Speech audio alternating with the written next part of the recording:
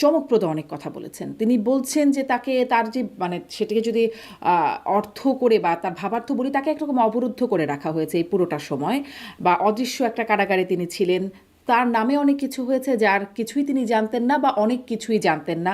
তার মত নেওয়া হয় নাই বা অগ্রাহ্য করা হয়েছে। এই যে বিষয়গুলো উঠে এলো, আমি প্রথমে আসলে আপনার কাছে জানতে চাই, তার পুরো সাক্ষাৎকারটা নিয়ে আমি কিছু কিছু বিষয় আপনার কাছে জানতে চাইবো, কিন্তু প্রথমেই জানতে চাই এই যে বিষয় ঘটে গেল, এটি কি একটা আইনগতভাবে ব্যবস্থা নেবার মতো বিষয় কিনা, বা শাস্তিযোগ্য ব্যবস্থাযোগ্য কোনো বিষয় কিনা, রাষ্ট্রের এক নম্বর ব্যক্তিকে অবরুদ্ধ করে রাখা বা তার মত অগ্রাহ্য করা? ধন্যবাদ আপনাকে এবং যারা শুনছেন সকলকে আমার পক্ষ থেকে শুভেচ্ছা ও সালাম।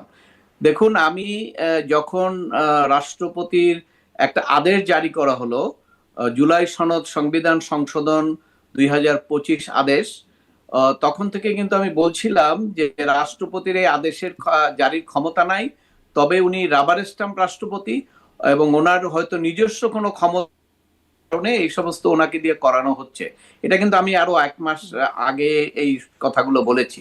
তো আজকে কারণ আমার কাছে মনে হয়েছিল, কারণ এই ধরনের আদেশ তো রাষ্ট্রপতি স্বেচ্ছায় ওনার জারি করার কথা না, কারণ উনি তো বিচারক ছিলেন, ডিস্ট্রিক্ট জাজ ছিলেন এবং উনি তো জানেন আইন কানুন সম্পর্কে, তাই না? বিশেষ করে রাষ্ট্রপতির ক্ষমতা কি এটাও জানেন। তো ওই প্রসঙ্গে আমি বলেছিলাম। তো আজকে কালের কণ্ঠের সঙ্গে যে সাক্ষাৎকারটা আমি অনলাইনে দেখলাম, সেখান থেকে কিন্তু আমার কাছে যে বিষয়টা মনে হয়েছিল আগে সেটি বাস্তব হলো। সেটা হলো যে রাষ্ট্রপতি আসলে স্বাধীনভাবে কোনো কাজ করেননি। এক্ষেত্রে দুটো জিনিস হবে।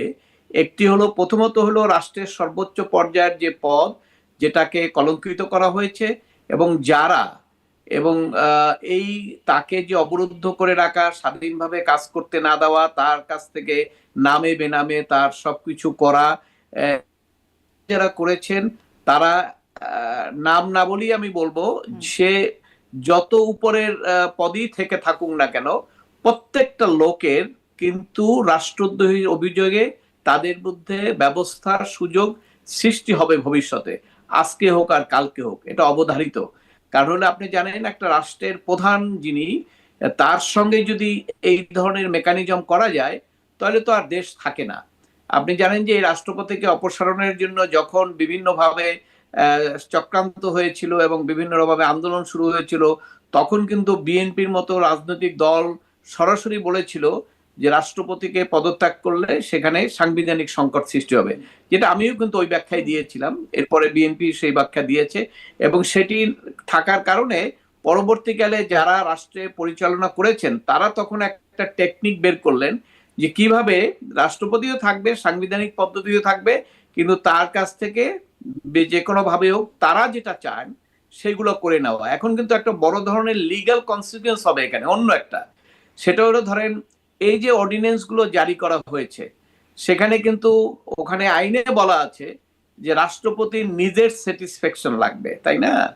এই যে আন্তর্জাতিক অপরাধ ট্রাইব্যুনালের 2টা অ্যামেন্ডমেন্ট করেছেন, 24 সালে একটা, 25 সালে একটা। 24 সালে এই যে ডিসিপ্লিনারি ফোর্সের অ্যামেন্ডমেন্ট করে আজকে সেনাবাহিনীর এদেরকে যে বিচার করছেন, ওগুলো তো সংশোধনী অর্ডিন্যান্সের বলেই হচ্ছে। তাহলে এখন এই অর্ডিন্যান্স যদি রাষ্ট্রপতি স্বেচ্ছায় নিজের স্যাটিসফ্যাকশনে যদি অর্ডিন্যান্স জারি করে না থাকেন, তাহলে কিন্তু একটা লিগ্যাল কনসিকুয়েন্স হবে। ওই অর্ডিন্যান্সের নিয়েই তখন একটা প্রশ্ন আসবে এবং চ্যালেঞ্জ হবে, এবং সেগুলো নিয়ে একটা আইনি বিতর্কের মধ্যে জড়িয়ে পড়তে হবে। বিশেষ করে ওই অর্ডিন্যান্সের বেসিসে কিন্তু বিচার হচ্ছে, ওই অর্ডিন্যান্সের বেসিসে অনেক কর্মকাণ্ড হচ্ছে, ওই অর্ডিন্যান্সের বেসিসে অনেক আইনি প্রক্রিয়া চলছে। এই জায়গাগুলো কিন্তু একটা নতুন করে অনেকগুলো প্রশ্ন, জটিল। অ্যাডভোকেট মঞ্জিল মোর্শেদ, আপনার কথা থেকে অনেকগুলো প্রশ্ন আসছে। শেষেরটা দিয়ে শুরু করি। আপনি বলছেন আইনি বিতর্ক, 133টার মতো এরকম অর্ডিন্যান্স হয়েছে। তার মধ্যে আপনি বললেন আইসিটির যে সংশোধন, বা ধরেন জুলাই যোদ্ধাদের দায় মুক্তি দেওয়ার অধ্যাদেশের মতো গুরুতর যে বিষয়গুলো আছে, সবই আছে। মানে আপনি বলছেন আইনি বিতর্ক, এই বিতর্কটা তুলবে কে?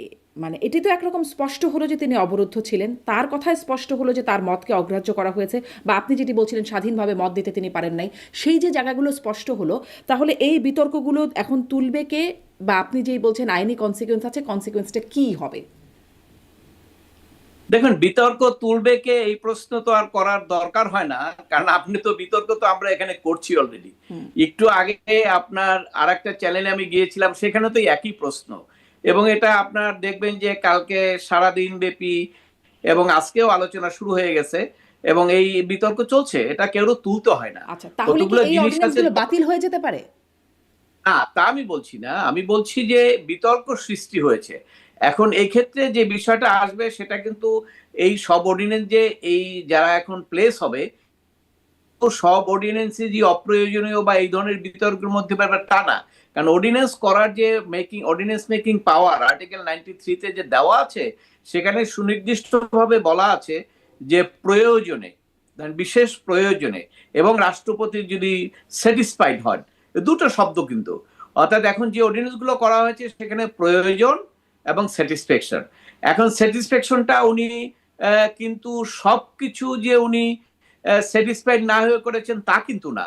কারণ উনি কিন্তু কোনো কোনো অর্ডিন্যান্স হয়তো ওনার স্যাটিসফ্যাকশন আছে। এখন এগুলো বর্তমান যারা ক্ষমতায় আছেন তারা নিশ্চয়ই অর্ডিন্যান্স গুলো যাচাই বাছাই করবেন এবং যাচাই বাছাই করে দেখবেন যে এখানে রাষ্ট্রপতির সেই সম্মতি ছিল কিনা। ইভেন কি তারা কনসাল্টও করতে পারেন, কারণ আইন মন্ত্রণালয় কিন্তু কনসাল্টও করতে পারেন রাষ্ট্রপতির সঙ্গে যে মহামান্য রাষ্ট্রপতি, আপনার এই যে অর্ডিন্যান্স গুলো এগুলোর মধ্যে কোনগুলোর ব্যাপারে আপনার সরাসরি সম্মতি এবং আপনার স্যাটিসফ্যাকশন ছিল, এবং সেই অনুসারে সেগুলা প্লেস হতে পারে। যদি এখন সেটা হলো রাষ্ট্রপতি একটা। বলেন, যেমনটা তিনি তার সাক্ষাৎকারে বললেন, যদি তিনি বলেন যে না আমার এই পার্টিকুলার অধ্যাদেশের ব্যাপারে স্যাটিসফ্যাকশন ছিল না বা আমাকে জানানো হয় নাই, তাহলে কি সেটা বাতিল হয়ে যেতে পারে? অবশ্যই রাষ্ট্র একটা আইনের কথা তো তাই না? আইনের কথা তো হলো ওনার স্যাটিসফ্যাকশন লাগবে এবং উনি স্বেচ্ছায় করেছেন। তাই এখন যদি তার সঙ্গে কনসাল্ট করার পরে যদি উনি এইরকম একটা বক্তব্য বলে যে এই অর্ডিন্যান্সটা আমি তো স্বেচ্ছায় দেই নাই বা আমি এটা স্যাটিসফাইডও ছিলাম না, এটা প্রসেস করে ওই অন্তর্বর্তীকালীন সরকার তারা কাগজ পাঠিয়ে দিয়েছে, অ্যাজ ইউজুয়ালি আমাকে সাইন করতে হয়, আমি সাইন করেছি, এই কথাটা বলার সাথে সাথে নিশ্চয়ই তখন আইন মন্ত্রণালয়ের পক্ষ থেকে এটা ধরে নেওয়া হবে যে এটা লিগ্যালিটি এবং লিগ্যাল ফোর্স আর নাই, তখন সেটা তারা প্লেস করবেন না। এটা একটা পদ্ধতি হতে পারে। আর একটা পদ্ধতি আছে, সেটা ওনারা যদি নাও করেন, এটা ধরেন পার্লামেন্টে প্লেস হলো, আইন হয়ে গেল, কিন্তু আইন হয়ে যাওয়ার পরে আইন চ্যালেঞ্জ করার তো সুযোগ রয়ে গেছে। ভবিষ্যতে বিভিন্ন ক্ষেত্রে বিভিন্ন সময় এই সমস্ত অর্ডিন্যান্স গুলো আদালতে চ্যালেঞ্জ হবে। কারণ আমার কোনো মামলার প্রয়োজনীয় যদি হয় তখন সেখানে আমরা চ্যালেঞ্জ করতে পারি। আইসিটির যে ট্রায়াল চলছে সেখানে আসামি পক্ষ এটা তারা যদি কেউ এগ্রিভ হয়ে থাকেন এই অর্ডিন্যান্সের কারণে, তারা ওটা চ্যালেঞ্জ করতে পারেন, এই যে দেখেন এখানে অর্ডিন্যান্স মেকিং পাওয়ারটাই তো প্রপারলি হয় নাই। আইন তো চ্যালেঞ্জ করা যায় যে কোনো সময়, তো ওই প্রক্রিয়াও একটা যাবে। এখানে দুটো জিনিস হবে, একটা হলো সরকারও সতর্কভাবে চিন্তা ভাবনা করে এটা একটা স্ক্রুটিনাইজ করতে পারেন, আর এটা না হলেও পরবর্তীকালে একটা লিগ্যাল যে ফাইট আইন হয়ে যাওয়ার পরেও সেগুলোও একটা ভবিষ্যতের পথ ওপেন থাকবে। এবং সেটিও আমার মনে হয় যে একটা সময় কেউ না কেউ যে কোনো প্রক্রিয়ায় এগুলো আলোচনায় আসবে। জি। কারণ হলো যে আলোচনায় আসার মতো সূত্র তো তৈরি হয়ে গেছে, কাজে এটা তো আলোচনায় আর আপনি দাবিয়ে রাখতে পারবেন না। জি, স্পষ্ট, মানে এটার এর যে কোনো কনসিকুয়েন্স হতে পারে সেটি এখন বোঝা যাচ্ছে যদি কোনো কেউ চ্যালেঞ্জ করে এই বিষয়গুলোতে। আপনি বলছিলেন যে তাকে রাবার স্ট্যাম্প রাষ্ট্রপতি বানিয়ে রাখা হয়েছে বা তার মানে তার সাক্ষাৎকারও যেটি আসছে, এটিকে আপনি বলছেন রাষ্ট্রদ্রোহী অপরাধ। এই অপরাধের জন্য অপরাধী কে হবেন? এটা খুব সোজা কথা। কারণ আপনি দেখবেন যে তার যে ক্ষমতা, অর্থাৎ রাষ্ট্রপতির স্বাধীন কর্মকাণ্ডের উপরে এই অন্তর্বর্তীকালীন সরকারের যারা যারা হস্তক্ষেপ করেছেন, এর মধ্যে একটা জিনিস কিন্তু উনি সাক্ষাৎকারেই বলে দিয়েছেন যে আমাকে অপসারণ করার জন্য একজন প্রধান বিচারপতির কাছে ওই দুই একজন উপদেষ্টা এবং একজন গিয়েছিলেন। তাহলে ওনারা তার মধ্যে অভিযুক্ত হয়ে যাচ্ছেন, কারণ ওনাকে অপসারণের জন্য বেআইনিভাবে তারা একটা কনস্পিরেসি করেছিল। এটা তো ওনার বক্তব্যের মধ্যেই চলে আসছে। কাজে এখানে আমি নাম বলবো না, কিন্তু এখানে অনেক একদম টপ লেভেল থেকে অনেকেই এখানে জড়িয়ে যেতে পারেন। তবে এখনই যে আজকেই যে কিছু হয়ে যাবে বা কালকেই কিছু হয়ে যাবে তা না। তবে এটা আমাদের মনে রাখতে হবে, বাংলাদেশ সব সম্ভবের দেশ, এবং এই যে রাষ্ট্রপতির উপরে যে বল প্রয়োগ, রাষ্ট্রপতির কার্যক্রমে হস্তক্ষেপ, এগুলো তো রাষ্ট্রদ্রোহীর অভিযোগ। কারণ রাষ্ট্রের প্রধান কর্মকর্তাকে যদি আপনি কাজে বাধা সৃষ্টি করেন এবং তার উপরে যদি বল প্রয়োগ করেন, এই রাষ্ট্রদ্রোহিতার অভিযোগগুলো আজকে না হোক, 10 বছর পরে হোক, 5 বছর পরে হোক, একদিন না একদিন আসবে। এবং আমার বিশ্বাস, যেহেতু বাংলাদেশের সব সম্ভবের দেশ এবং বাংলাদেশও এটি এক সময় এই সমস্ত কর্মকাণ্ড যারা করেছেন তারা আইনের আওতায় আসবেন, এটা আমি আইনজীবী হিসেবে মনে করি যেটা নিশ্চয়ই হবে, কারণ আমাদের ওই রকম ইনস্ট্যান্স আমাদের জুডিশিয়াল হিস্ট্রিতে আছে। আপনি বলছেন একজন উপদেষ্টা গেছেন, রাষ্ট্রপতি বলেছেন, রাষ্ট্রপতি এটাও বলেছেন যে প্রধান উপদেষ্টা সংবিধান অনেক কিছুতেই সংবিধান লঙ্ঘন করেছেন, তার কাছে যাবার কথা থাকলেও মানে বিদেশ সফর শেষে তার সাথে সাক্ষাৎ করবার কথা থাকলেও তিনি করেন নাই। এই যে বিষয়গুলো একদম খোদ প্রধান উপদেষ্টা করলেন বা তাকে অবজ্ঞা করিয়ে এই বিষয়গুলো করে গেলেন, এর জন্য কি তাকেও এই অভিযোগে অভিযুক্ত করা যেতে পারে? আমি তো আগেই বলেছি যে সে যেই হোক, আপনার কথা হলো যে রাষ্ট্রপতিকে রাষ্ট্রপতির কাজে বাধা দেওয়া, সেখানে আপনার ও যেই হোক, সে আর্মি চিফ হোক, সে উপদেষ্টা হোক, প্রধান উপদেষ্টা হোক, নাইলে আপনার একজন আইনজীবী হোক, যেই হোক না কেন, বা একজন সাংবাদিক হোক, এটা আমি বলছি যেই হোক, সেটা অবশ্যই তদন্ত সাপেক্ষে অভিযোগটা আসতে হবে, অভিযোগটা ফাউন্ডেড হইতে হবে, এবং সেটার প্রমাণ থাকতে হবে। এবং এই সমস্ত বিষয়গুলোর উপরে ভবিষ্যতে নিশ্চয়ই উনি যে সাক্ষাৎকারটা দিয়েছেন, এটা আরো হয়তো ইলাবোরেট সাক্ষাৎকার ভবিষ্যতে আসবে, তাই না? তখন বিষয়গুলো আরো ব্যাপকভাবে জানা যাবে। তবে একবার এটা একটা নিশ্চিত আমি বলতে পারি, হ্যাঁ, এটা আমি একবার একটা নিশ্চিত বলতে সাক্ষাৎ পারি। হয়েছিল, সাক্ষাৎকার দিয়েছিলেন, যেটা নিয়ে আপনার সাথে আমি এই অনুষ্ঠানে আগেও কথা বলেছিলাম যে প্রথম তার যে সাক্ষাৎকারটা মানবজমিনে আসলো, যেটা নিয়ে অনেক আলোচনা হলো, সমালোচনা, তারপরে তো তিনি একদম তাকে পদত্যাগে বাধ্য করা, অপসারণ করা, সেই চাপগুলো শুরু হলো যে সাবেক প্রধানমন্ত্রীর পদত্যাগপত্র তিনি পান নাই, এই যে বক্তব্যটা, তারপরে যত কিছু হলো হইচই। এখন তার এই সাক্ষাৎকারের পরে এটিরও কি এমন কোনো কনসিকুয়েন্স আপনি দেখতে পান? না, এখন ধরেন কনসিকুয়েন্স দেখতে পাওয়ার, উনি তো আগেই বলে দিয়েছে যে নির্বাচনের পরে আমি আর এই পদে থাকতে চাই না, এই সাক্ষাৎকার কিন্তু চলে আসে, তাই না? এটা আপনি যদি কোনো পদে থাকতে চান, তখন আপনি কনসিকুয়েন্স চিন্তা করবেন। উনি তো থাকতেই চাচ্ছেন না, এখানে কনসিকুয়েন্স কি আছে? ওখানে সরানোর তো কিছু নতুন করে কোনো প্রয়োজন নাই, তাই না? উনি তো নিজেই বলে দিয়েছেন থাকবেন না। এখন শুধুমাত্র আমাদের সংসদ বসবে, সংসদ বসার পরে স্পিকার নির্বাচিত হবে, এবং স্পিকার নির্বাচনের পরে রাষ্ট্রপতি নির্বাচন নিশ্চয়ই বিএনপি চাইবে, কারণ যে দলই ক্ষমতায় আসে সেখানে কিন্তু উনি যখন পদত্যাগ করবে, তখন বিএনপি কিন্তু রাষ্ট্রপতি নির্বাচন করে তাকে রাষ্ট্রপতি নির্বাচিত করবেন। এটা তো খুব স্বাভাবিক প্রক্রিয়া। আর উনি পদত্যাগ করলে, স্পিকার নির্বাচিত হওয়ার আগ পর্যন্ত করলে, সেটা একটা জটিলতা হবে যে কে দায়িত্ব নেবে। আমার মনে হয় যে উনি সেটাই হয়তো অপেক্ষা করবেন, যে স্পিকার নির্বাচিত হয়ে যাওয়ার পরই উনি যদি পদত্যাগ করেন, যেটা উনি আগে বলেছেন, তাহলে স্পিকার দায়িত্ব নিবে, তাই না? সেক্ষেত্রে তো আর কোনো সমস্যা নাই, এবং তারপরে রাষ্ট্রপতি নির্বাচিত হবে। তো উনি তো এখন, ওনার তো, উনি যেটা যেভাবে বলেছেন, তাতে ওনার তো হারাবার কিছু নাই, তাই না? উনি তো আগে সেটা বুঝে শুনি কথাগুলো বলেছেন, এবং এই যে কথাগুলো যে বলেছেন, এর জন্য অবশ্য ওনাকে ধন্যবাদ। কারণ অনেকে তো অনেক কথা বলে না, অনেকে অনেক কথা চেপে যায়, তাই না? তো এই যে উনি যে কথাগুলো বলেছেন, এটিও আমি মনে করি যে আমাদের দেশের জন্য ভালো হলো। কারণ আমরা সবাই জানতে পারলাম যে আলটিমেটলি বাংলাদেশে কি হলো, এগুলো আমাদের ভবিষ্যৎ। কারণ ইতিহাস তো কোনো সময় আপনার চাপা থাকে না, প্রকৃত ইতিহাস কিন্তু চলে আসে, এবং ইতিহাসের আলোকে অভিজ্ঞতা নিয়েই কিন্তু আমাদের কাজ করতে হয়। অতএব উনি যেটা এটা বলেছেন, আমি মনে করি যে উনি খুব ভালো কাজ করেছেন। এটা অনেকেই আশঙ্কা করছিল, আমি আইনজীবী হিসেবে তো প্রকাশ্যেই বলে দিয়েছিলাম, অনেকবারই বলেছি, উনি স্বাধীনভাবে এটা কাজ করতে পারেন না, এভাবে করার কথা না। কিন্তু তারপরে এখন আজকে তো সব প্রকাশ্যে আসলো যে আসলে উনি স্বাধীনভাবে করেন নাই। এটা অত্যন্ত দুঃখজনক যে একজন মহামান্য রাষ্ট্রপতি, যিনি সংবিধান বলে, সংবিধান অনুসারে যিনি হলেন সর্বোচ্চ অভিভাবক, তার সঙ্গে যদি আপনার বেআইনি ভাবে তার অধীনে যারা আছেন, তার কাছ থেকে যারা শপথ নিয়েছেন, তারা যদি এই বেআইনি কর্মকাণ্ডগুলো করেন, এটাকে জাতি বা দেশের রাজনৈতিক দলগুলো কিভাবে নিবে, এটা হয়তো কালকে পরশু আপনার বিভিন্নভাবে আলোচনার মধ্যে দিয়ে চলে আসবে। তবে আমি একজন আইনজীবী হিসেবে, একজন নাগরিক হিসেবে মনে করি যে এটি নিশ্চয়ই কেউ যেন এটাকে অ্যাভয়েড না করেন, এবং এটা যেন কোনোভাবে চাপা পড়ে না যায়। এটা নিশ্চয়ই যেন যথাযথ প্রক্রিয়ায় এটার একটা প্রতিকার যেন আসে, সেটাই আমার প্রত্যাশা থাকবে। তার মানে অনেকগুলো আইনি বিষয় রয়ে যাচ্ছে এখন, এই রাষ্ট্রদ্রোহিতা যারা করলো তাদেরও একটা বিচারের মুখোমুখি হতে পারে, এবং যে অধ্যাদেশগুলো জারি হয়েছে সেগুলোর মধ্যেও যেগুলো রাষ্ট্রপতির আসলেই কনসেন্ট নেওয়া হয় নাই বা মতামত নেওয়া হয় নাই, স্বাধীনভাবে মত প্রকাশ করা হয় নাই, সেগুলোর ক্ষেত্রেও একটা লিগাল কনসিকুয়েন্স হতে পারে। দেখা যাক সামনে কি হয়, নিশ্চয়ই তখনও আপনার কাছ থেকে এই বিষয়গুলো শুনবো।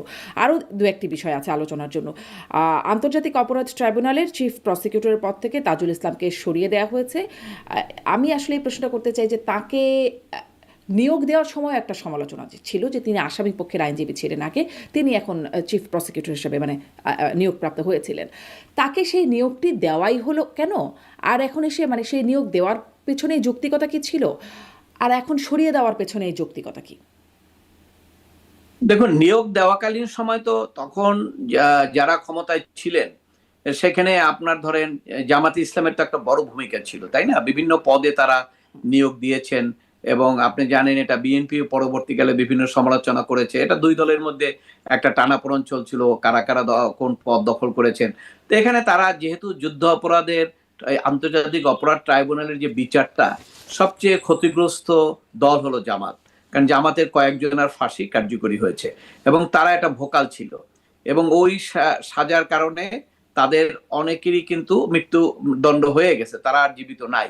অতএব সেদিক থেকে জামাত কিন্তু খুব ক্ষতিগ্রস্ত হয়েছে, এবং সেদিক থেকে তারাও চেয়েছিল যে এই যুদ্ধ অপরাধীর এই আইনের মধ্যেই যারা তাদেরকে সাজা দিয়েছে, যে সমস্ত রাজনৈতিক দল, তাদেরকেও এই আইনের মার কাছে এখান থেকেই তারা সাজা দিবে, এরকম একটা পরিকল্পনা তো ছিল তাদের।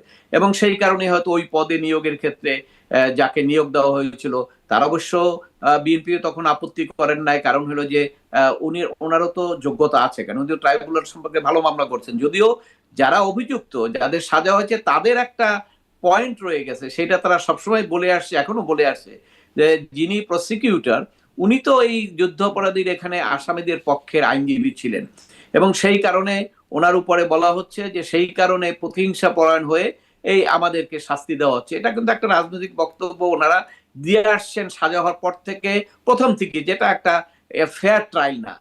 সেই কারণে যেহেতু ওনারা ওখানে ছিলেন, সেটা কিন্তু আলোচনার মধ্যেই ছিল সবসময়। তো এখন ওই নিয়োগের পরে বর্তমানে কেন আসছে, এটা আবার একটা অন্য প্রসঙ্গ।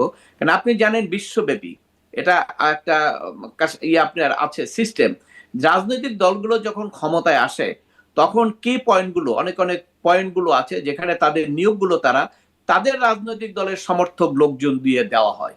এবং এখানে যাকে নিয়োগ দেওয়া হয়েছে তাকে আমি ব্যক্তিগতভাবে চিনি। ঢাকা কোর্টে যে ট্রায়াল করার যে আইনজীবী, ৮-১০ হাজার আইনজীবী কিন্তু ওখানে প্র্যাকটিস করে, কিন্তু আপনি যদি একদম এক্সপার্ট ট্রায়াল লয়ার খোঁজেন, তাহলে কিন্তু সর্বোচ্চ ১০ জন যদি পান, তার মধ্যে ৩-৪ জনের মধ্যেই কিন্তু আমিনুল ইসলামের নাম আছে, এবং উনি অনেক ট্রায়াল করেছেন। অভিজ্ঞতার দিক থেকে কিন্তু এটা ফার্স্ট চয়েস, এটা খুব কম পাওয়া যায়। অর্থাৎ সেদিক থেকে বিএনপি যখন ক্ষমতায় এসছেন, অর্থাৎ বিএনপি তো চাইবে তাদের সাপোর্টারদের কি এই সমস্ত জায়গায় বিভিন্ন, যেমন অ্যাটর্নি জেনারেল কিছুদিনের মধ্যে হয়তো পরিবর্তন হয়ে যাবে, যেটা শুনছি।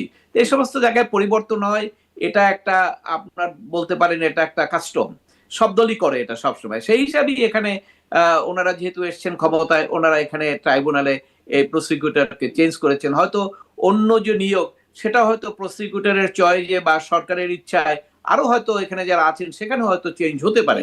এটা আপনার আপনি এই চেঞ্জের ফলে এই যে আমরা বলি রাজনীতি মুক্ত করা বা রাজনৈতিক প্রভাব মুক্ত করার যে একটা বিষয় আমরা সবসময় দাবি করি, এভাবে রাজনৈতিক নিয়োগ দেয়া হলে সেটি কি সম্ভব হবে?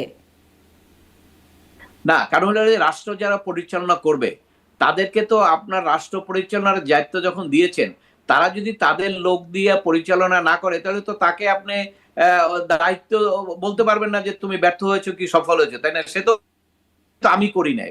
অতএব এটা একটা বিশ্বের সমস্ত দেশেই আছে, এবং বাংলাদেশের আগের সময়গুলোও আপনি দেখবেন যে সবসময় এটি হয়ে আসে। যেমন অ্যাটর্নি জেনারেল যে সরকার যখন আসে তখন এটা চেঞ্জ হয়ে যায়। এটাও তো এই যুদ্ধ অপরাধীর বিচারের আন্তর্জাতিক অপরাধ ট্রাইব্যুনালেও আওয়ামী লীগ যখন ছিল, তাদের ইচ্ছা মতো তখন তারা প্রসিকিউটর নিয়োগ করেছে, তাই না? আবার চেঞ্জ হওয়ার পরে এটা বিএনপি আসছে, তারাই করবে। এটা খুব একটা ব্যতিক্রম কিছু না, এটাই স্বাভাবিক এবং এইটাই হয়ে থাকে। বলছিলেন স্বাভাবিক, এবং আপনি যেটি বললেন যে দক্ষ এবং যোগ্য ব্যক্তি যাকে নিয়োগ করা হয়েছে, ফলে এটি একটা আশার ব্যাপার যে যোগ্য ব্যক্তিকে নিয়োগ করা হয়েছে। আমরা যখন ওই আন্তর্জাতিক অপরাধ ট্রাইব্যুনালের প্রসিকিউটর থাকাকালীন সময়ে বেশ কয়েক মাস আগে তাজুল ইসলাম তিনি বলেছিলেন যে বিচারে হ্রাস করতে হচ্ছে, স্বাভাবিকভাবে করা যাচ্ছে না, কারণ সরকার পরিবর্তন হয়ে গেলে এই মামলা এই গতিতে চলতে নাও পারে বা বাধাগ্রস্ত হতে পারে। এই যে হ্রাস করা হলো এই বিচারগুলোতে, একে তো আপনি বললেন যে একটা রাজনৈতিক সমালোচনা আছেই যে তারা আসামি পক্ষের আইনজীবী ছিলেন তাজুল ইসলাম, আর একটা হচ্ছে যে হ্রাস করা হলো। এই প্রশ্নগুলো যে পরবর্তীতে এমনিতেই নানান প্রশ্ন থাকে রাজনৈতিক মামলার ক্ষেত্রে, এই প্রশ্নগুলো সামনে এই বিচারের বিচারকে প্রভাবিত করে ফেলতে পারবে, যদিও রায় হয়ে গেছে যেগুলো, সেগুলো বদলে যেতে পারে। যুদ্ধাপরাধীদের ক্ষেত্রে যেমন দেখেছি পরবর্তীতে সব বাতিল হয়ে গেছে, যাদের রায় কার্যকর হয়ে ওঠে নাই তাদের ক্ষেত্রে। না, স্বাভাবিক। আপনি যদি বলেন যে যুদ্ধ অপরাধীর বিচার যাদের হয়েছে, ফাঁসি হয়ে গেছিল, পট পরিবর্তনের পরে সে ফাঁসি তো খালাস হয়ে গেল, তাই না? পট পরিবর্তনের পরে এমপিও হয়ে গেছে। তো বাংলাদেশেও যে কোনো পট পরিবর্তনের পরে অনেক কিছু হয়ে যেতে পারে, এটা নট আনলাইকলি। তবে আপনার এই যে একটা প্রশ্ন এসছে, সেটা হলো যে এই পরিবর্তনের কারণে কোনো প্রভাব পড়বে কিনা। দেখুন, একটা প্রভাব সেটা হলো যে যে বিচারগুলো চলছে সেই বিচারগুলোর ক্ষেত্রে হয়তো ধরেন চিফ প্রসিকিউটর যে মামলাটা করতো, কালকে ধরেন ডেট আছে, ওই জায়গাটা হয়তো চিফ প্রসিকিউটর যে এসছেন ওনার তো ফাইলটা দেখতে হবে, উনি হয়তো কালকে 2 দিনের টাইম নিতে পারেন, এইটুকু পরিবর্তন হতে পারে। আর প্রসেস তো ওটা তো একটা প্রসেস, ওই প্রসেসের মধ্যে তো এই অ্যাপয়েন্টমেন্ট, নতুন অ্যাপয়েন্টমেন্টের কোনো এফেক্ট হবে না, কারণ ওখানে তো বিচারকরা বিচার করছেন। এবং সেক্ষেত্রে ওই একটা কথা আছে যে জাস্টিস হারিস জাস্টিস বারিড, এটা কেন বলা হয়? কারণ হলো যে যখনই আপনি খুব দ্রুত করতে যাবেন, এটা শুধু বিচারের ক্ষেত্রে না, আপনি যখন খুব ধরেন আপনি বেরোয় আপনি অফিসে যাচ্ছেন, আপনি যদি দ্রুত করেন আপনার কিন্তু একটা পা ফসকে পড়ার সম্ভাবনা আছে, একটা অ্যাক্সিডেন্ট করার সম্ভাবনা আছে। আপনি যখন রান্না করবেন খুব দ্রুত যদি করতে চান, যে কোনো একটা মশলা লবণ কম হতে পারে, এটা খুব স্বাভাবিক। ওই একই ধরনের কথা এখানে বিচারের ক্ষেত্রেও যখন তড়িঘড়ি করবেন, সেক্ষেত্রে ন্যায় বিচার বিঘ্নিত হতে পারে। এটা হলো আমাদের ক্রিমিনাল জুরিসপ্রুডেন্সের অত্যন্ত সেটেল কথা। এবং সেইটাই হয়তো তাজুল ইসলাম সাহেব ওই সময় বলেছেন যে তড়িঘড়ি করতে হচ্ছে, কারণ ওনাদের তো একটা জাতিকে বলতে হচ্ছে, অন্তর্বর্তীকালীন সরকার, যে আমরা একটা বিচার করে একটা সাবেক প্রধানমন্ত্রীকে ফাঁসি দিয়েছি। এটা তো একটা ক্যাম্পেইন, তাদের এটা একটা বড় ক্যাম্পেইন ছিল, করেছেন। এখন এটার ফেট কি হবে, ভবিষ্যৎ কি হবে, সেটা তো ধরেন শুধু এই ট্রাইব্যুনালের রায়ের পরে এটা এপিলে যাবে। এপিলে যাওয়ার পরে ওখানে অনেক কিন্তু ওই যে অর্ডিন্যান্সের কথা বললাম, তারপরে এখানে জাস্টিস হারিড জাস্টিস বারিড হবে কিনা, তারপরে এখানে বিচার প্রক্রিয়ার মধ্যে আরো অনেক আইনগত ব্যাখ্যা আছে, সেটা তো আইনজীবী যারা নিয়োজিত হবেন তারা নিশ্চয়ই সেখানে দেখবেন, কারণ বিচার করার এই যে ক্ষমতাটা এই আইনজীবী যারা নিয়োজিত হবেন তারা অনেক কিছু দেখবেন। একটি এই দেখার মতো একটি বিষয়ে প্রশ্ন তুলেছেন আন্তর্জাতিক খ্যাতিসম্পন্ন সাংবাদিক ডেভিড বার্গম্যান, যিনি আমাদের বিচার বিভাগ বা বিশেষ করে যুদ্ধাপরাধের ট্রাইব্যুনাল, আন্তর্জাতিক অপরাধ ট্রাইব্যুনাল নিয়ে তিনি অনেক কাজ করেন, তার বিশ্লেষণ আছে। তিনি বলছেন যে 1 বছর বেশি সময় ধরে গ্রেপ্তার হয়ে অনেকে আছেন, যার মধ্যে আছেন সাবেক বিদ্যুৎ ও জ্বালানি উপদেষ্টা তৌফিক ইলাহি চৌধুরী। তিনি 81 বছর বয়সী, তিনি 1 বছর বেশি সময় ধরে তিনি গ্রেপ্তার হয়ে আছেন, কারাগারে আছেন। এবং তার মতো আরও আছেন তিনি যাদের নাম উল্লেখ করে ফেসবুকে স্ট্যাটাস দিচ্ছেন, দীপুমণি আছেন, ফারুক খান, কামাল আহমেদ মজুমদার, শাহজাহান খান, গোলাম দস্তগীর গাজী, ফজলে করিম চৌধুরী, বিচারপতি শামসুদ্দিন মানিক, ইনাদের নাম তিনি উল্লেখ করছেন যে 1 বছর বেশি সময় ধরে তিনি আছেন। এবং ট্রাইব্যুনালের আইন অনুযায়ী তিনি বলছেন তার ব্যাখ্যায় যে 1 বছরে তদন্ত শেষ করার একটা বাধ্যবাধকতা আছে। যদি না হয় তাহলে বিশেষ পরিস্থিতি ব্যতিরেকে আসামিদের জামিন দিতে পারে ট্রাইব্যুনাল, আইনের ধারাটাও তিনি উল্লেখ করছেন। এই বিশেষ পরিস্থিতি কি, সেটি কোনো রকম বিশেষ পরিস্থিতি ব্যাখ্যা করা হয়নি, কিন্তু ইনারা জামিন পান নাই। 1 বছরের বেশি সময় ধরে এনারা অপরাধের তদন্ত শেষ না হলেও তারা আটক আছেন। এই যে আইনজীবীর পরিবর্তন হলো বা প্রসিকিউশনের চিফ প্রসিকিউটর বা টিমের যে পরিবর্তন হচ্ছে, তাতে আসলে এই বিষয়গুলোর কোনো সুরাহা হবে কিনা? দেখুন, একটা প্রভাব আছে, নাই যে তা না। প্রথমত হলো যে জামিন দেওয়ার বিষয়টা তো বিচারক ঠিক করবেন, তাই না? আর এখানে বিচারক ঠিক করার ক্ষেত্রে দুটো জিনিস, একটা হলো আসামি পক্ষ জামিনটা কত স্ট্রংলি চাচ্ছে, আর প্রসিকিউশনের পক্ষ থেকে কত স্ট্রংলি অপোজ করা হচ্ছে। তো সেই ক্ষেত্রে কিছুটা এফেক্ট হয়। যদি প্রসিকিউশনের পক্ষ থেকে জামিনের ক্ষেত্রে একটু নরম সুর বা নরম মনোভাব দেখানো হয়, সেক্ষেত্রে বিচারকরা অনেক ক্ষেত্রে জামিন দিতে স্বাচ্ছন্দ্য বোধ করেন। আর যদি খুব ভেহেমেন্টলি অপোজ করেন, সেক্ষেত্রে অনেক ক্ষেত্রে বিচারকরা সেইটাকেই গুরুত্ব দেন। কারণ আমরা অনেক সময় দেখেছি যে এই জামিনের ক্ষেত্রে বিচারকরা এইভাবে আপনার সিদ্ধান্ত নেন। এখন আন্তর্জাতিক অপরাধ ট্রাইব্যুনালের ক্ষেত্রে নতুন প্রসিকিউটর আসার পরে প্রসিকিউশনের পক্ষে জামিনের আবেদন বা এই যে বিষয়গুলো এসছে, সেগুলোর কি হবে ভবিষ্যৎ, এটা আসলে অ্যাডভান্স বলা যায় না। তবে এটা সঙ্গে সরকারের একটা সিদ্ধান্তের ব্যাপার ওতপ্রোতভাবে জড়িত। কারণ প্রসিকিউটর তো অবশ্যই সে কোর্ট অফিসার, কোর্টকে সে সহযোগিতা করবেন, আইনের ব্যাখ্যাটা সঠিকভাবে দিবেন। কিন্তু যেহেতু সরকারের একটা সিদ্ধান্তের ব্যাপার থাকে, অল প্রসিকিউটর এবং অ্যাটর্নি জেনারেল অফিস বা ডিস্ট্রিক্ট কোর্টের যারা পাবলিক প্রসিকিউটর থাকে, পিপি, সবারই উপরে সরকারের একটা নির্দেশনা থাকে। অনেক আসামিকে দেখবেন সরকার খুব সিরিয়াস, অর্থাৎ সেক্ষেত্রে তার সরকারি লয়ারকে নির্দেশনা দেওয়া হয় এমন ভাবে কাজ করবে যাতে কোনোভাবেই বেরোতে না পারে, যাতে রিমান্ড হয়। আবার অনেক ক্ষেত্রে তারা একটু রিলাক্টেন্ট থাকে যে ঠিক আছে, এটা হইলেও তেমন কিছু নাই। তো সেই রকম ব্যবস্থা বা সেই রকম প্রক্রিয়া কি হবে না ভবিষ্যতে, সেটা অবশ্য অ্যাডভান্স বলা যায় না। এটা যখন হবে তখনই হয়তো আমরা দেখতে পাবো বা কমেন্ট করতে পারবো। আচ্ছা, তার মানে আসলে সরকারের মনোভাবের উপরে অনেকটাই নির্ভরশীল যে জামিন হবে কি হবে না, বা বিচারও কোন দিকে যাবে হয়তো সামনে আপনি বলছেন দেখতে পাবেন। একটা বিষয় আমরা দেখলাম যে স্বরাষ্ট্রমন্ত্রী বললেন যে 1006টি মামলা প্রত্যাহারের অনুমোদন দিয়েছে, সেটি ওই ফ্যাসিস্ট সরকারের আমলে তিনি যেটি বলছেন 17 বছর ধরে বিরোধী দলের নেতাকর্মীদের বিরুদ্ধে দায়ের করা যে মামলাগুলো, তার মধ্যে 1006টি মামলা প্রত্যাহারের অনুমোদন দেওয়া হয়েছে। 1 সপ্তাহ হয় নাই সরকার গঠনের, এই এত দ্রুত এতগুলো মামলা সেটি হয়রানিমূলক মামলা হিসেবে চিহ্নিত হয়ে গেল এবং সেগুলো বাতিলের জন্য বলা হলো, প্রত্যাহারের অনুমোদন দেওয়া হলো। এটি আসলে কিভাবে দেখছেন আপনি?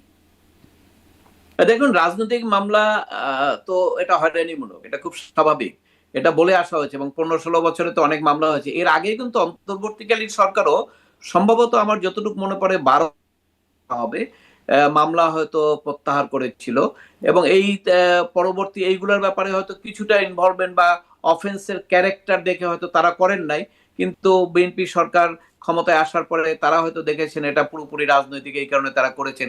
এই কালচারটা আগেও আছে, সরকার পরিবর্তন হলে আজকে যে মামলাগুলো হচ্ছে, এই যে রাজনৈতিক মামলা যেগুলো আছেন, আবার দেখবেন সরকার পরিবর্তন হলে পরে এই রাজনৈতিক মামলা কিন্তু থাকবে না, তখনও আবার হাজার হাজার মামলা প্রত্যাহার হয়ে যাবে। তবে একটা ভালো কথা বলেছেন আজকে স্বরাষ্ট্রমন্ত্রী, সেটা হলো যে এই যে মিথ্যা মামলাগুলো হয়েছে সেগুলোর ব্যাপারে উনি কিন্তু একটা কমেন্ট করেছেন যেগুলো দেখা হবে। কারণ এটি কিন্তু অন্তর্বর্তীকালীন সরকারের উপদেষ্টা থেকে শুরু করে সবাই কিন্তু বলে আসছিল যে এই যে এক একটা মামলায় 500-700 আসামি এবং 1 নম্বর 2 নম্বর ওই কম্পিউটার করা যেগুলো, সেগুলোই দেওয়া হয়েছে এবং অনেক অনেক জায়গায় চাঁদাবাজি হচ্ছে, অনেক অনেক জায়গায় বাদী বলতেছে আমি এদেরকে চিনি না, এরকম এফিডেভিটও অনেক মামলায় দেওয়া হচ্ছে।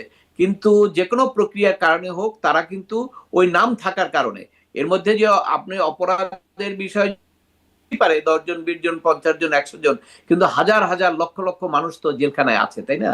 তো এইগুলো তো আপনার ন্যায় বিচারের পরিপন্থী। অতএব সেই জায়গাটায় আমার মনে হয় সরকার যদি এই মামলাগুলো তড়িৎ ভিত্তিতে যদি এইভাবে একটা কমিশন করে বা যে কোনো প্রক্রিয়ায় যে এই নিরপরাধ মানুষগুলোকে এই মামলা থেকে কিভাবে অব্যাহতি দেওয়া যায় বা কিভাবে জামিন প্রক্রিয়ায় বেরোতে পারে, সেই ব্যাপারে যদি সরকার একটু অগ্রণী ভূমিকা পালন করে, তাহলে হয়তো এদের মানবাধিকার আরো নিশ্চিত করা সম্ভব হবে। জি। ব্যবস্থা আপনি বলছেন স্বরাষ্ট্রমন্ত্রী যেটা বলছেন নিশ্চয়ই আশার ব্যাপার। কিন্তু আমরা গত সরকারের মানে অন্তর্বর্তী সরকারের সময় আইন উপদেষ্টাকে বলতে শুনেছি বারবার যে মামলা ভিকটিম বা যিনি শিকার তিনি যদি মামলা করেন তাহলে সেটি তার ব্যাপার, সেটি নিয়ে আসলে সরকার কিছু করতে পারে না। যদিও আপনি যেটি বলছিলেন যে তাদের আমলেই অনেক মামলা, এমনকি ডক্টর ইউনূস থেকে শুরু করে প্রধান উপদেষ্টা থেকে শুরু করে অনেকের মামলা প্রত্যাহার হয়েছে। এখন আমরা দেখলাম সরকার ক্ষমতা নেওয়ার সাথে সাথে এক সপ্তাহ যেতে না যেতেই 1006টি মামলা প্রত্যাহার করা হলো। তার মানে ওই বক্তব্যটা আসলে কি মানে ওই বক্তব্যটার কি ভিত্তি আছে যে ভুক্তভোগী মামলা দিয়েছে সরকারের কিছু করার নাই?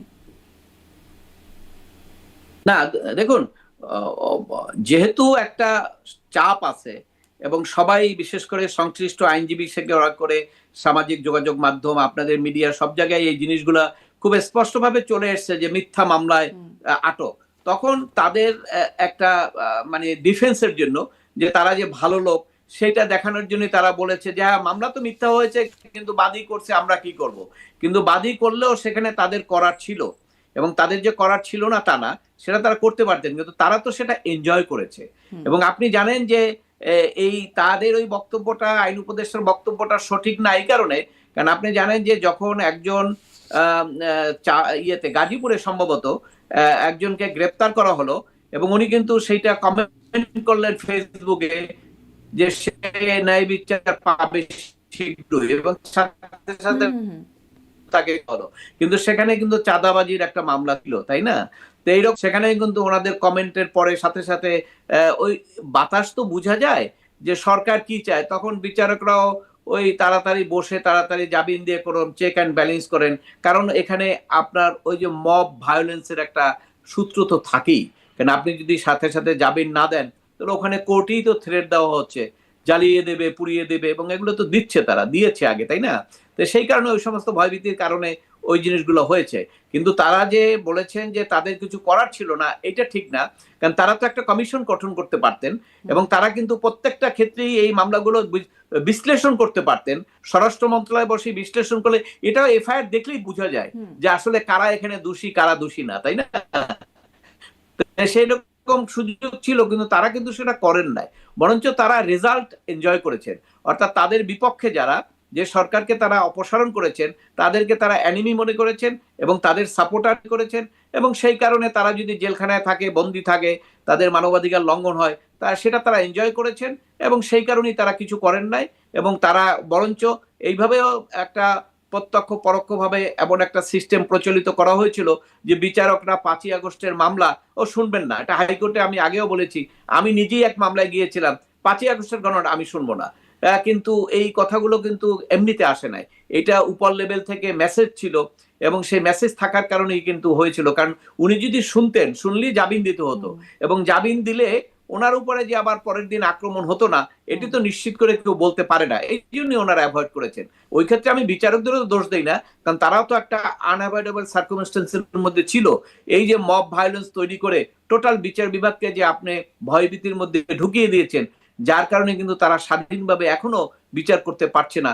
যদিও সরকার পরিবর্তন হওয়ার পরে এখন কি হয়, সরকার এই মব ভায়োলেন্সের ব্যাপারে কি পদক্ষেপ নেন, একটা মব হলে পরে ইমিডিয়েটলি এগুলো দেখার পরে হয়তো ওই অন্তরে যে ভয়গুলো আছে সেগুলো হয়তো কিছুটা দূর হতে পারে। জি, অনেক ধন্যবাদ। আর একটা বিষয়ে রাষ্ট্রপতির আলোচনাতে একটা বিষয় মিস হয়ে গেল, এটা একটু মানে বলছিলাম যে কথা বলবো। রাষ্ট্রপতি তার সাক্ষাৎকারে এক জায়গায় বলছেন যে ওই যে রাষ্ট্রপতিকে অপসারণের আন্দোলনের প্রসঙ্গে কালের কণ্ঠ থেকে প্রশ্ন করা হলো যে কে বা কাদের নেতৃত্বে ওই আন্দোলন হয়েছিল, কেনই বা আপনার প্রতি আক্রোশ ছিল তাদের। রাষ্ট্রপতি বলছেন 22 অক্টোবর 2024 বঙ্গভবন ঘেরাও হলো, অমুকের দল তমুকের দল, মঞ্চ, ঐক্য, কত কি রাতারাতি সৃষ্টি, এগুলো একই টাইপের লোকজন, সব বিভিন্ন ফোরামে বিভিন্ন নামে। কোথায় তারা এত টাকা পেল? এই যে খোদ রাষ্ট্রের 1 নম্বর ব্যক্তি এরকম প্রশ্ন করছেন, এই প্রশ্নগুলোর মানে এর উত্তর কি খোঁজা হবে? মানে এই প্রশ্নগুলোর নিশ্চয়ই একটা ভ্যালিডিটি আছে। 1 নম্বর ব্যক্তি এই প্রশ্নটা করছেন, মানে এটিরও কি কোনো একটা আইনগত জায়গায় যাওয়া পৌঁছানো সম্ভব কিনা বা হবে কিনা? না, এই যে বললাম আপনাকে, যদি কোনো সরকার না করুক, ভবিষ্যতে যে কোনো সরকারও করতে পারে, সেই সুযোগ থাকবে। এবং সেই প্রশ্ন যদি আসে, তাহলে সেক্ষেত্রে যারা এই আন্দোলন করেছেন, অপসারণ করার চেষ্টা করেছেন, একটা হলো রাজনৈতিক মতাদর্শের কারণে পদত্যাগ চাই, সেটা ভিন্ন কথা। এটা কিন্তু আপনার এটাকে বেআইনি বলা হয় না। রাজনৈতিক মতাদর্শ রাজনৈতিক দলগুলো বলতেই পারে সরকারের পদত্যাগ চাই। কিন্তু যখন আপনি জোর করবেন একজন সাংবিধানিক পদকে অপসারণের জন্য, আপনি যদি বেআইনি প্রক্রিয়ায় সমবেত হন এবং সেখানে তাকে যেভাবে আপনার যে শব্দগুলো ব্যবহার করা হয়েছে বা যেভাবে প্রেসার ক্রিয়েট করেছেন, এমন একটা সিচুয়েশন করা হয়েছিল যাতে সে পদত্যাগ করতে বাধ্য হয়, তাকে মানসিক চাপ দেওয়া হয়েছিল, ওই বিষয়গুলো কিন্তু আপনার যখন তদন্ত হবে তখন ওই বিষয়গুলো আসবে। কারা করেছে তখন নিশ্চয়ই সেখানে সবগুলো জিনিস আসবে।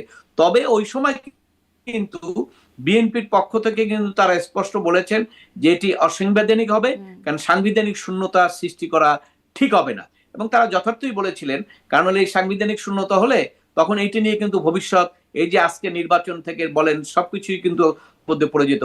এবং কেউ কেউ চেয়েছিল ওই রকম একটা সুযোগে রাষ্ট্রপতি হয়ে যেতে চেয়েছিলেন। এটা তো আমরা পত্রপত্রিকায় দেখেছি, তাই না? এইরকম সংবাদও আমরা শুনেছি যে ওই পদেও কেউ কেউ যেতে চায়। অতএব কারো মনোবাসনা ছিল এবং সেই জন্যই তো অনেকে চেষ্টাও করেছিল। যাই হোক, সেটা আলটিমেটলি যেহেতু হয় নাই, এখন প্রশ্নটা এসছে। অতএব একটা অন্যায় কাজ যদি হয়, বেআইনি হয়, সেটা রাষ্ট্রের পক্ষ থেকে সেটা অ্যাড্রেস করা উচিত।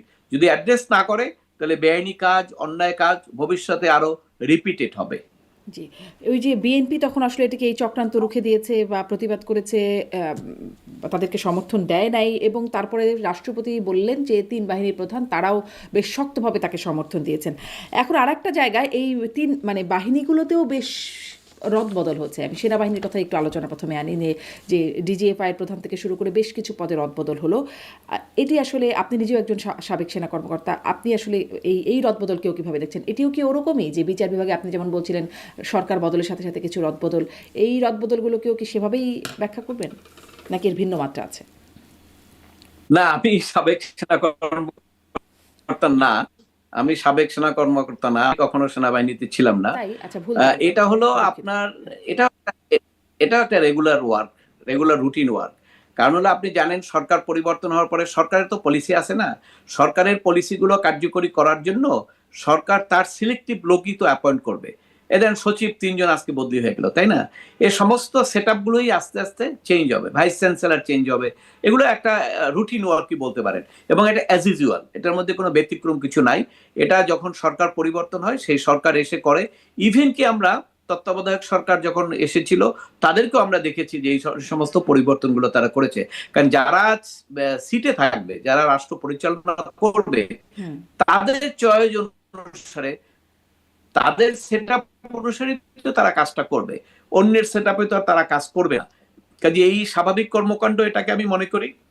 এবং আরো রদবদল হবে, সব জায়গায় রদবদল হবে, কারণ রদবদল ছাড়া তো বিএনপি। একজন অনলাইন অ্যাক্টিভিস্ট ইলিয়াস হোসেন, প্রবাসে থাকেন তিনি মন্তব্য করেছেন, তিনি বলেছেন একটি ভিডিওতে যে আপনি বিএনপির ভেতরের সব তথ্য ভারতে পাচার করছেন, আপনার সাথে এখনও শেখ হাসিনার যোগাযোগ হয় এবং আপনার বিষয়ে বিএনপিকে সাবধান করে দিচ্ছেন। এর সত্যতা কতটা, বা এই অভিযোগ সম্পর্কে আপনি কি বলবেন? ধন্যবাদ আপনাকে। আহ, দেখেন, ইলিয়াস হোসেন সাহেবের সাথে আমার ব্যক্তিগতভাবে কোনো যোগাযোগ নাই। উনি আমার রাজনীতি সম্পর্কে কতটুকু জানেন সেটাও আমি জানি না। তবে ওনার প্রতি শ্রদ্ধা রেখেই বা উনি বাংলাদেশের জন্য যে কাজ করেন, সেইটার প্রতি শ্রদ্ধা রেখে আমি বলছি যে এই আহ কথাগুলোর কোনো সত্যতা একেবারেই নেই। আমি আসলে কখনো এই প্রথমবার আপনি জিজ্ঞেস করলেন দেখে আমি বলছি পাবলিকলি, কারণ পাবলিকলি আমি এই ব্যাপারে কোনো কমেন্টও কখনো করি নাই। কারণ এই ব্যাপারে মানে জিরো সত্যতা আছে আর কি। সো বেসিক্যালি আমার বাবা একজন মুক্তিযুদ্ধের সংগঠক। আমি আমার বাবা সবসময় গণতন্ত্রের পক্ষে কথা বলেছেন, দেশের জন্য কথা বলেছেন, দেশের জন্য কাজ করেছেন। ওনার বেশিরভাগ বেশিরভাগ টাইমটা উনি জেলে কাটিয়েছেন।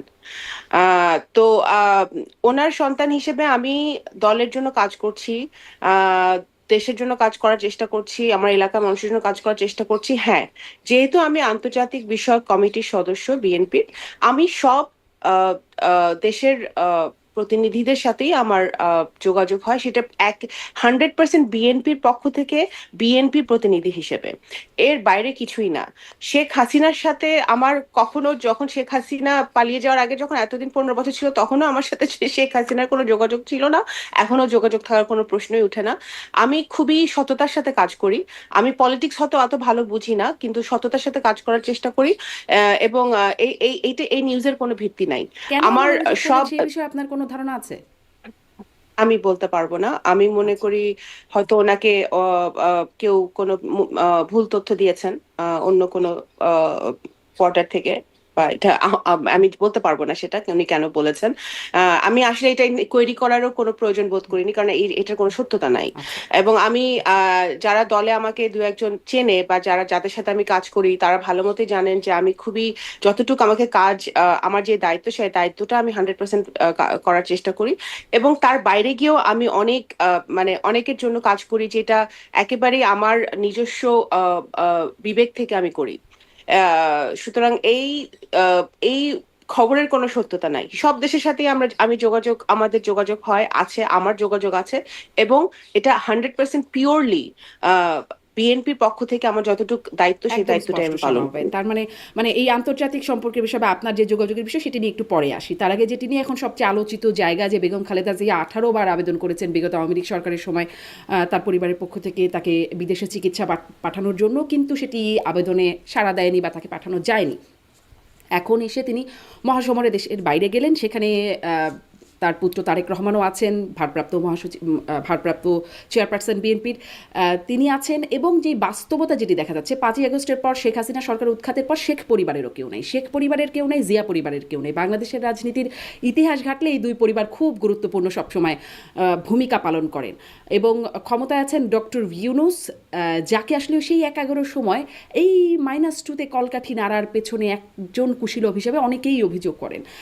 এবং এখন আমরা আসলে, এখন না, 5ই আগস্টের পরে এই অন্তর্বর্তী সরকার গঠন হবার পরে বিভিন্ন সময় বিএনপি মহাসচিব মির্জা ফখরুল ইসলাম আলমগীরকে বলতে শুনেছি, -2, 1-11 কথা মনে পড়ে, বা বিরাজনীতিকরণ। একটা প্লট মির্জা ফখরুল ইসলাম আলমগীর যেমন শঙ্কা করছিলেন, সেরকম একটা প্লট কি তৈরি হচ্ছে? না, একটা আন্তর্জাতিক ষড়যন্ত্র বা জাতীয় আভ্যন্তরীণ ষড়যন্ত্র তো সবসময় আছে জিয়া পরিবারকে মাইনাস করার জন্য, সেটা তো আছেই। কিন্তু আপনি অনেকগুলো প্রশ্নের অবতারণা করেছেন, আমি একটা একটা করে যদি বলি। আহ দেখুন, কিছুদিন আগে প্রধান উপদেষ্টা প্রফেসর ইউনূসের একটি সাক্ষাৎকার আমি দেখেছি। সেই সাক্ষাৎকারে উনি পরিষ্কার করেছেন যে উনি উনি এই মুহূর্তে কেন এই দায়িত্বটা নিয়েছেন। এবং 1-11 সময় ওনাকে অনেকে বলেছিল যে কেন আপনি আসছেন না, একটা শূন্যতা সৃষ্টি হয়েছিল তখনও ওনার ওই ব্যাখ্যাটা উনি দিয়েছেন। আমি এটাকে এত মানে কনস্পিরেসি থিওরি হিসেবে দেখতে চাই না। আমি আমি যেভাবে দেখি সেটা হচ্ছে যে দেখেন জুলাই অগস্টের অভ্যুত্থানের পরে বা এই আন্দোলনের পরে এবং এই 15 বছরে শেখ পরিবার আর জিয়া পরিবারকে মিলিয়ে ফেললে কিন্তু চলবে না। শেখ পরিবারের যত লোক এমপি মন্ত্রী ছিল, যত ভাবে তারা দেশকে লুটে পুটে খেয়েছে, এটা এটার সাথে জিয়া পরিবারকে তুলনা করলে এটা অত্যন্ত মানে আনফেয়ার হবে। তো সুতরাং শেখ পরিবার এখন যে নাই সেটা তাদের নিজেদের দোষেই নাই। জিয়া পরিবারকে বিলীন করার চেষ্টা হয়েছে বারবার, আওয়ামী লীগই করেছে বা কোনো বিভিন্ন মহল থেকে হয়েছে, কিন্তু সে জিয়া পরিবারকে কিন্তু কখনো বাংলাদেশের মাটি থেকে বা মানুষের মন থেকে বিলীন করা যায়নি। আপনি দেখেন আহ, আহ, বেগম খালেদা জিয়া একটি মিথ্যা মামলায় এতদিন জেলে ছিল, ওনার জামিন দেওয়া হয়নি, ওনাকে ওনার সুচিকিৎসার জন্য বিদেশে পাঠানোর বারবার রিকোয়েস্ট করা হয়েছে, সেটা অনুমতি দেওয়া হয়নি। তারপরেও কিন্তু বেগম খালেদা জিয়ার জন্য দলমত নির্বিশেষে প্রত্যেকের একটি শ্রদ্ধার জায়গা আছে, একটি ভালোবাসার জায়গা আছে। আমাদের ভারপ্রাপ্ত চেয়ারম্যান তারেক রহমান, উনি দেশের বাইরে এতদিন ধরে আছেন, তার বিরুদ্ধে অনেক মিথ্যা মামলা হয়েছে, তাকে কনভিক্ট করা হয়েছে মিথ্যা মামলায়। উনি দেশের বাইরে থেকে 15 বছর ধরে বাংলাদেশ জাতীয়তাবাদী দলের মতো একটি দল উনি পরিচালনা করছেন অত্যন্ত সফলভাবে, একটি আন্দোলন পরিচালনা করে যাচ্ছেন অত্যন্ত সফলভাবে, দেশের জন্য কাজ করছেন সফলভাবে।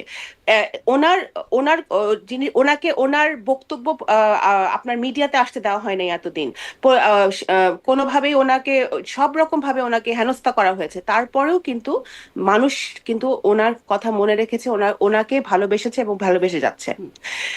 শেখ পরিবারের পার্থক্য হচ্ছে শেখ পরিবার সবকিছু লুটে পুটে খেতে চেয়েছে, সেটা আপনি 1975 পূর্ববর্তী সময় যদি দেখেন, 1971-এর পর থেকে তখনও সেই নজির আছে, আবার এই গত 15 বছরে সেই নজিরটা আরো শক্তভাবে আছে। তাহলে কি সেই সময় মানে শেখ মুজিবুর রহমানের সাথেই রাজনীতি করেছেন আপনার বাবা ওবায়দুর রহমান, তিনি আর কি যতদিন শেখ মুজিবুর রহমান আওয়ামী লীগ করেছেন এবং তার জীবদ্দশায় আর কি আমার জানা মতে আপনার বাবা জনাব ওবায়দুর রহমান তিনি আওয়ামী লীগেই ছিলেন, আওয়ামী লীগের এমপি ছিলেন, সাধারণ সম্পাদকও সম্ভবত ছিলেন, একটা সময় অনেকগুলো দায়িত্ব পালন করেছেন, একটা সময় ছাত্রলীগের সভাপতিও ছিলেন। তারও কি রাজনীতিতে ভুল ছিল? তখন তো বিএনপির জন্ম হয় নাই, হ্যাঁ, তখন কিন্তু যদি আওয়ামী লীগ ছাড়া, তখন আমি আপনাকে বলি রাজনীতি তখন আওয়ামী লীগের অনেক সিদ্ধান্তের সাথে উনি একমত ছিলেন না, সেই কারণে কিন্তু উনি আওয়ামী লীগ ছেড়েছিলেন। বাকশাল নিয়ে বিভিন্ন সময় কিন্তু আওয়ামী লীগের নেতাদের সাথে, তৎকালীন শেখ মুজিবুর রহমান সাহেবের সাথে ওনার ওনার মত পার্থক্য হয়েছে। এবং যেহেতু উনি গণতন্ত্রে বিশ্বাস করতেন, উনি ছাত্র রাজনীতি করতেন, উনি যেহেতু বাম রাজনীতি করতেন না, খুব স্বাভাবিকভাবে উনি ছাত্রলীগের নেতা ছিলেন। কারণ তখন তো এই মানে বাম ঘরানার রাজনীতি মানে শক্তিশালী ছিল এবং ছাত্রলীগ শক্তিশালী ছিল। সেই প্রেক্ষাপটে উনি যখন মনে করেছেন যে আওয়ামী লীগে আর থাকা সম্ভব না, তখন কিন্তু উনি আওয়ামী লীগ থেকে ছেড়ে চলে এসেছেন। কারণ জীবদ্দশায় না আর কি, মানে শেখ পরিবার যখন ক্ষমতায় ছিলেন সেই জীবদ্দশায় না। শেখ পরিবার দেখেন, ইতিহাস ঘাঁটতে গেলে অনেক কিছু চলে আসে। শেখ মুজিবুর রহমানের জীবদ্দশায়ও শেখ পরিবারের বহু ফ্যামিলি মেম্বারের সাথে আমার বাবার মত পার্থক্য হয়েছিল, এবং সেই কারণেই কিন্তু আমার বাবা শেখ মুজিবুর রহমান বেঁচে থাকা অবস্থায় উনি আহ আহ, ওনাদের বিভিন্ন পলিসির বিরুদ্ধে উনি কথা বলেছেন। ওনারা যখন বাকশাল গঠন করার প্রক্রিয়া করছিলেন, তখন কিন্তু উনি তার বিরুদ্ধে কথা বলেছেন। সবার নামটা দিয়ে দিয়েছে বাকশালে, কিন্তু উনি কখনোই কিন্তু বাকশালের সাপোর্ট করে নাই। আজ যখন উনি দেখেছেন যে একটা সুযোগ এসেছে, কারণ উনি গণতন্ত্রে সবসময় বিশ্বাস করেছেন, যখন একটা স্বৈরাচারী মনোভাব নিয়ে মুক্তিযুদ্ধকালীন পরবর্তী সময়ে তৎকালীন শেখ মুজিবুর রহমান সাহেব দেশ পরিচালনা করছিলেন এবং দল পরিচালনা করছিলেন, সেই স্বৈরাচারী মনোভাবটা আমার বাবা কখনোই একসেপ্ট করে নাই। সেই জন্যই কিন্তু ওনার সাথে সবার মত পার্থক্য হয়েছিল এবং উনি ওখান থেকে বেরিয়ে এসেছেন। যখন দেখেছেন যে একটি গণতান্ত্রিক ধারা আবার বাংলাদেশে চালু হচ্ছে শহীদ রাষ্ট্রপতি জিয়াউর রহমান সাহেবের নেতৃত্বে, শেখ মুজিবুর রহমানকে হত্যার পরে তিনি সরে আসছেন। অবশ্যই 1975 জি 1975 তো অবশ্যই একটা কালো অধ্যায়, এটা তো কেউ সাপোর্ট করছে না, কিন্তু আমি বলছি যে আমার বাবার এই কারণে আমার বাবা আওয়ামী লীগ থেকে চলে এসেছিল দেখে কিন্তু আমার বাবার বিরুদ্ধে 4 নেতা হত্যার মামলা হয়েছিল, শেখ হাসিনা দিয়েছিল 96 সালে, 1996 যখন আওয়ামী লীগ ক্ষমতা ছিল। আমার বাবার বিরুদ্ধে কিন্তু আওয়ামী লীগ বহুত প্রতিহিংসামূলক কর্মকাণ্ড করেছে, যেহেতু আমার আব্বা তৎকালীন সময়ে শেখ মুজিবুর রহমান সাহেবের অনেক সিদ্ধান্ত উনি মেনে নেয় নাই। সেই কারণে। তো এইটা তো বাস্তবতা। ইতিহাস ঘাটলে অনেকেই ইতিহাস নিজেদের মতো বলতে চায়। হ্যাঁ, এটাই ওনার খুবই আসলে মৃত্যুর পরেই দুঃখজনক এসছে, বিষয়। কারণ মানে ইতিহাসটা সম্পর্কে আমরা কখনোই স্পষ্ট আপনি একটা ধারণা আপনি আমি আপনি জানি না।